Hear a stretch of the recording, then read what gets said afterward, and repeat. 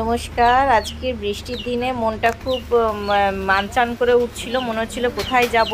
তো বৃষ্টির দিনে বেরাবার একটা শিহরণটাই আলাদা। তো আমি আর হাজব্যান্ড ওই ওয়াটারপ্রুফ পরে বেরিয়ে পড়লাম বাইক নিয়ে। ব্যাস, কোথায় যাব না, যাব আমরা আজকে সুবর্ণরেখা নদী।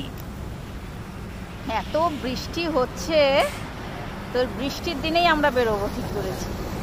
আমাদের ডেস্টিনেশন সুবর্ণরেখা নদী। তো ব্যাস, আমরা যাত্রা শুরু করলাম। আর যাওয়ার পরে আমরা অবশ্য পেরিয়ে গিয়েছিলাম, তারপরে আমরা ফ্যাকর বাঁ সাইড দিয়ে আবার ব্যাক করে আসলাম। আর এই যে দেখো, এখানে যেহেতু ড্যাম্পের জল ছেড়েছে, মানে গোটা জায়গা এলাকাটা পুরো বন্যায় ভেসে গেছে। এটাই ছিল আমাদের প্রথমত আকর্ষণ, এই বন্যা দেখতে যাব। তো এত এখানে সব ভিড় ছিল, আর মানে চতুর্দিকে তাকাচ্ছি সব কিছু গাছপালা জলে ডুবে গেছে। তো মানে কি যে বলবো, বলার ভাষা নেই। যেমন আমাকে দেখতে বেশ ভালো লাগছে, কিন্তু একটু ভয়ও লাগছিল যে ধারে কাছের মানুষগুলো কেমন আছে না আছে। তো এখানে সমস্ত কিছু প্রোটেক্ট, মানে এখানের সমস্ত কিছু সবাই, মানে প্রশাসন এখানে খুব ভালো, মানে প্রোটেক্টে আছে আর কি, প্রোটেক্টে সবাইকে রেখেছেন।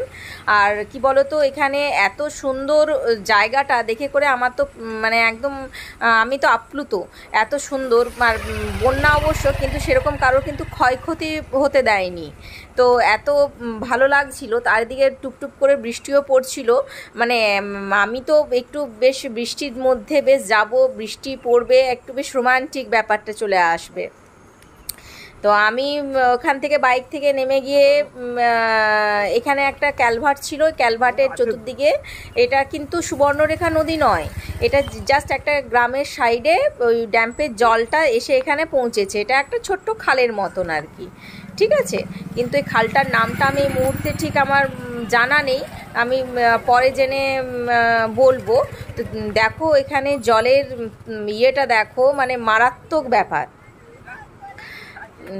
তারপরে আমরা আবার চলে গেলাম, মানে কি বলো তো, ওই ওই সুবর্ণরেখা নদীর সন্ধানে। তো ওখানেও মানে এত এত জল, এত জল, সে মানে বিভৎস প্রকার। তো এই যে দেখো আমরা পৌঁছে গেলাম, এই হচ্ছে সুবর্ণরেখা নদী। আর কি বলো তো, তারপরে আমি পুরো ভিডিও একটা ব্লগে আসছে, ওখানে প্রচণ্ড জল। তারপরে আমরা চলে গেলাম গোপীবল্লভপুরে, ওখানে বৃষ্টি ভেজা ইয়েতে একটু চাউমিন আর চপ খেলাম। আর এইটা ছিল গোপীবল্লভপুরের মেন রাস্তা, মানে